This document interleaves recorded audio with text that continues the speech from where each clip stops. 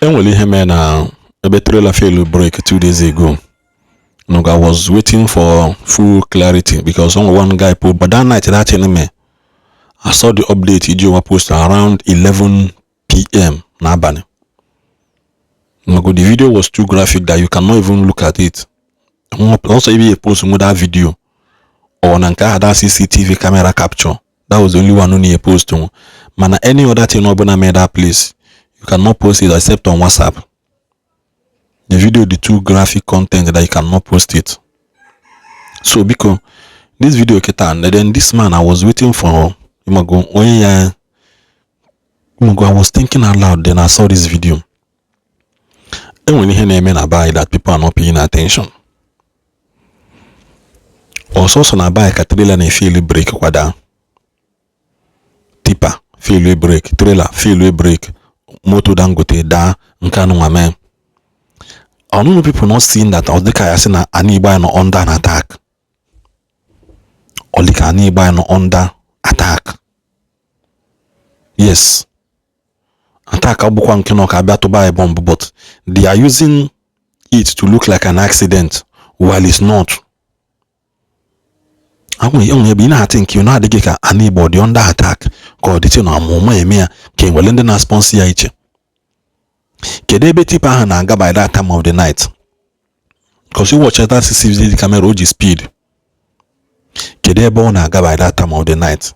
Kedonye mwitipa. Kedi hubu. These are the questions people don't ask. And when you break one certain time, dalande madetiliko. Ona he si da ya de matter. And when kebu mwanya mbosia, dal everywhere gasa. You begin to checkmate who are the owners of this thing. And the worst thing in all these things, you will not see the driver. Some of them you don't get to see the driver.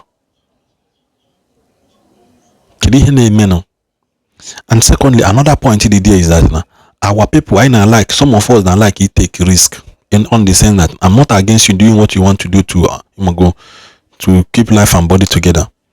Man, it's time for some of you happen the main road.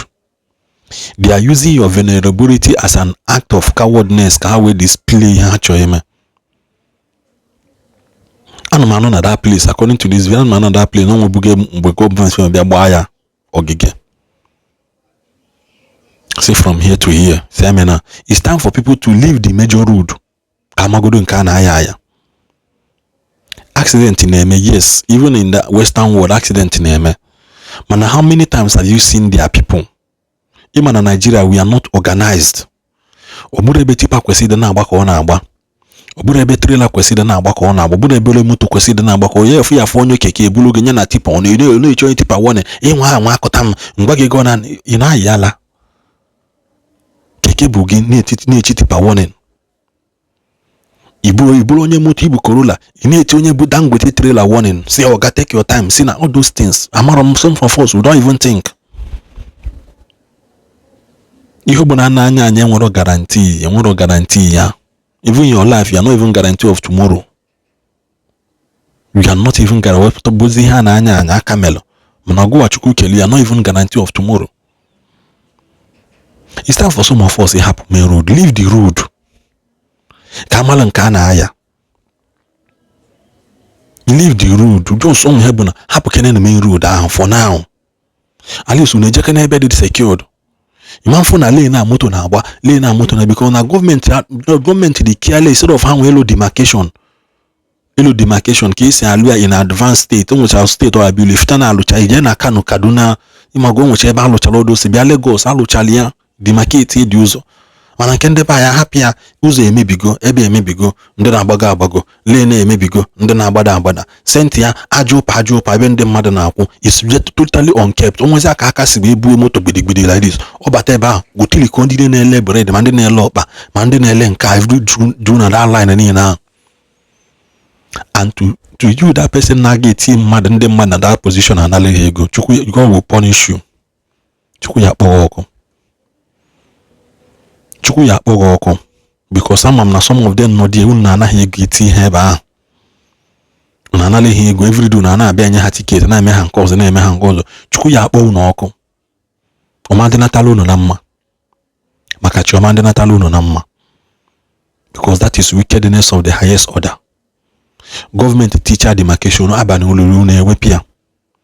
So kwenu we na anala ndị mmadụ ga-eti ihe ebe ahụ. You people will never go unpunished. In end of this video. O nwere ihe melu na ishi. O nwere ebe tipa.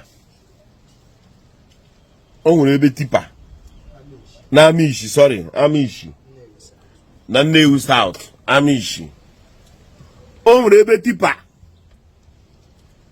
fepụrụ ọsọ wara because ụfọdụ ga-asị ka eze na-esi ya mgbe ahụ ọ na-agba ile dị vidio ị ga-afụ na ọ bụ CCTV kamera edebere ebe a gosiri ka dị tipa si make move because ebe niile nwechara kamera throughout and ọ bụ ebe nwere ọgbakọ na nzukọ ndị mmadụ na that park ọkwa Chisco park ahụ Chisco Junction ahụ ebe a bụ ọgbakọ na nzukọ ndị ukwu na ndị nta mana o nwere nchọ ka m weta n'ihe ahụ onye tipa wee gba ebe ọ nọ wee nyere moto ya ọ bụrụ na tipa felu brek gwogwogwogwogwogwogwo nna ihe na-ajụ bụ onye tipa a fepụrụ ọsọ were gbagbuo ebe a gbagburu n'etiti ebe ndị mmadụ nọ ọ bụ na okporo ụzọ ndị ini ebe ni space dị onye tipa ahụ onwe ike isi ebe a gbabagodo ọsọ ndụ ya o were bụrụ nnọọ na tipa ahụ efelu brek ebe o endri ọp abụrụ n'etiti ebe ndị mmadụ nọ gbaa were ebe ahụ wee sụrụ ndị mmadụ akwa ma mefugo vidiyo a sụrụ ndị mmadụ akwa pịtọ ha ma eti ya ọ jọrọ njọ anya mana ndị mmadụ afụgo vidiyo a very very ndị na-okirikiri ebe a na-agwa ụnụ ga-ama ebe ihe a mere adịghị a mere n'abalị ụnyaahụ after 10 nke abalị ihe wee sụọ ndị mmadụ akwụ tipịara ndị mmadụ tipịa ha kpọrọ ya tipịara pepụ ma ụmụazị ma okenye ma ndị bịara ịzụrụ ahịa ma hei anya m ofere ịwa mgbanụ nke ahụ agakwa na otu esiri kwu ya nke ahụ agara ọkwa dị awe nke ahụ otu n'ụzọ nke ọzọ gbasara ndị ahụ tipa ahụ bịara mee ihe ahụ efuru ahịa ha na-azụ n'okporo ụzọ gọọmenti na-achọ ndị mmadụ n'okporo ụzọ na ịzụ ahịa maọbụ ịnọ n'odebesi oche n'okporo iro wee were ya mere ebe a na-azụ ahịa wee were ya mere ebe a na-aṅụ mmanya n'okporo iro efuru ihe a gọọmenti na-ekwu omena maka na ibe kịta na ndị mmadụ ọmara m ụzọ ahụ etere ya ete ọ dị mma onye ka a ga-eblem kịta ka a na-eblem onye tipa achọkwa m iblem ndị niile a na-adị azụ ahịa n'ụzọ ụnụ azụzụ n'ihe ahịa n'okporo iro ebe moto si agba ọ na bụ moto felu breki ka ọ mara ebe o si aga ụfọdụ nwere ike sị ọ bụrụ ya ka ikwesịgodịrị ịdị sorry for the people bụ ndị nwụrụ anwụ this and that nna o meela abụ na omena a na-eprotetizi ndị dị ndụ gọọmenti bịa na-achụ gị n'ebe ahụ ụnụ azụzụ ahịa n'okporo iro ụnụ akpọchiziri ahịa ụzọ onye nọrọ n'akụkụ ọsị ebe ya na-akpata ihe na ụmụ ya na-eri ebe a ka ya na-akpata ya na ụmụ ya na-eri n'okporo ụzọ asụrọ nọd bad inwe ana n'ilo iji rụ shọp wekpuo aka n'ime maka ụdị ihe dị otu a ọ na-abụ tipa abịa ka ọ mara ebe o si eti okporo ya moto velo brek ka ọ mara ebe ọ na-edi iru o nwoke n'ebe moto ahụ ga-azọba onwe ya ga-adị very free ọ na-asụsụ ahịa na main road in short ma ya na-akpata ụmụ gị na-eri ma ọ na-akpata ụmụ gị na-eri ekwe m okwu ebe a bifo ịbịa nwụọ ụmụ gị ahụ ka ga-anọ kwefuru moto abịa egbusie ndị ana ndị ka dị ndụ ka ga-adị ndụ ka a na-ekwu okwu onwego ndị aga na-eni na onwego ndị aga na-eni kịta asan spikin o nwere ndị aga na-eni na ka anyị na-ekwu okwu o nwere ndị a na-eni na n'ime ndị a ị na-akọrọ m ihe n'ebe na a na-azụ ahịa pụọnụ n'okporo iro gọọmenti mechara gbaa ebe niile ahụ ogige gọọmenti Soludo bịara gbasie ogige agafeta na ebe a ọ bụrụ na moto ahụ were ebe felo breki wee jegide were bata n'ogige ahụ fụ na at least ị nweghị ihe na-ekwu ụnụ emeziri ihe a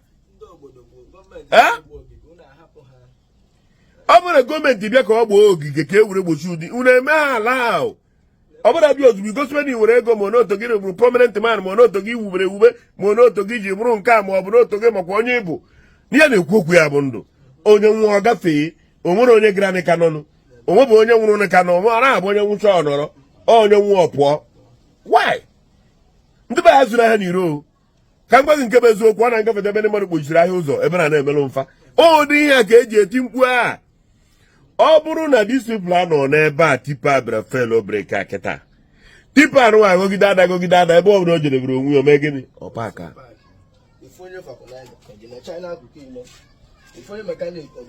onye bụrụ onye nke bụrụ nke ya pụta o jekwu n'ọnụ main road a na-eme ya n'ọnụ iro ifuru na hapụ shọpụ ha kpochisi ahịa na main road ha baa ọra bụzi ka esi eme ọ ka esi azụ ngwa kịta tipịara ndị mmadụ sụọ ndị mmadụ akwụ isiokwu maka my point ndị meke point bụ sakpochiziri ahịa n'iro na bụ nsogbu chọrọ gị bata n'ime mara na nsogbu chọrọ gị bịa ọ bụrụ na ndị mmadụ abịatara n'ọnụ main road ahụ kwụọ ya ogologo ma ndị na-azụ ahịa ma ndị na-akpagharị ma ndị bịara kposara n'ọnụ main road a ọga mmadụ n'idiri need to clear from the road ka a mara nke bụ casualty mara nke bụ nke ụnụ kpacha anya mee clear from the road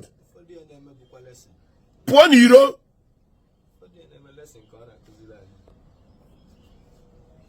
ahụ live there pụọ n'iro live there.